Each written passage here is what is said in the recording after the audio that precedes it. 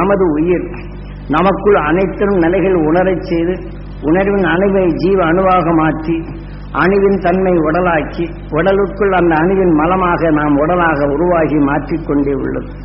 நாம் எப்படி ஒரு வித்தினை ஊன்றப்படும் போது அந்த வித்தின் சத்து தனக்குள் கவர்ந்து செடியாகி செடியின் தன்மை கொண்டு அதனின் என வித்தை விருத்தியாகின்றதோ இதைப்போலதான் எத்தகைய குணத்தின் தன்மை கொண்டு அந்த உணர்வும் நிலையோ அந்த உணர்வுக்கொப்ப அணு திசுக்களாக உருவற்று அதனின் மலம் ஆகும்போது அதனின் அருகில் உள்ள படரும் நிலைகள் பெற்று இந்த உடலை உருவாக்குகின்றது.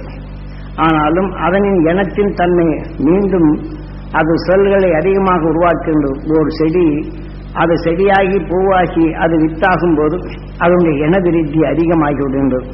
ஒருத்தன் நாம் நல்ல குணங்களை எடுத்து நல்ல அணுக்களின் செல் நமக்குள் விளைந்தாலும் அதே சமயம் நமக்குள் வேதனைப்படுவோருடைய நிலைகளை நாம் கேட்டறிந்தால் அதே உணர்வின் செல்கள் நமக்குள் உருவாகி அது தன் எண்ணத்தை பெருக்கும் தன்மை வருகின்றது.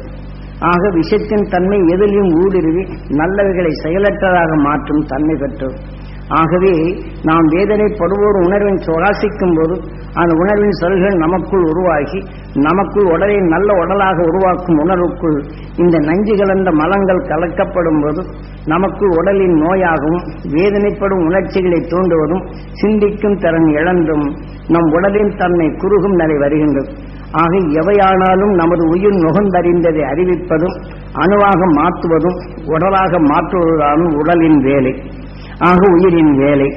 ஆக உடலாக அமைப்பது அதற்கு இயக்குவது உணர்த்தச் செய்வதும் உடலாக அமைப்பதும் மீண்டும் தனக்குள் அமைந்தவர்களுக்கு எடை கொடுப்பதும் இதை போன்றுதான் மனிதனால் உருவாக்கப்படும் மனிதன் பல உணவுகளை உட்கொண்டு அதிலே வெளிப்படும் மலத்தின் தன்மை நான் போட்டாலும் சூரியனின் காந்த அலைகள் இதை தாக்கி அதில் உள்ள சரசத்தை தனக்குள் எடுத்து இது காய்த்து விடுகின்றது.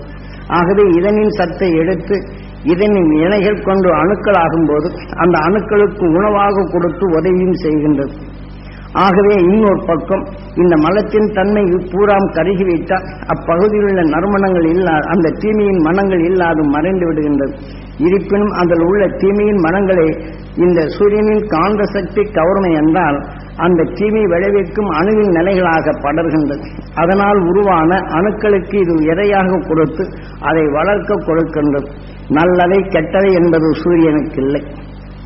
ஆனால் மனிதனாக பிறந்த நாம் இந்த தீமைகளை உணர்ந்து தீமைகளை அறிந்து தீமைகளை அகற்றும் உணர்வின் சக்தி பெற்றவன் நாம்.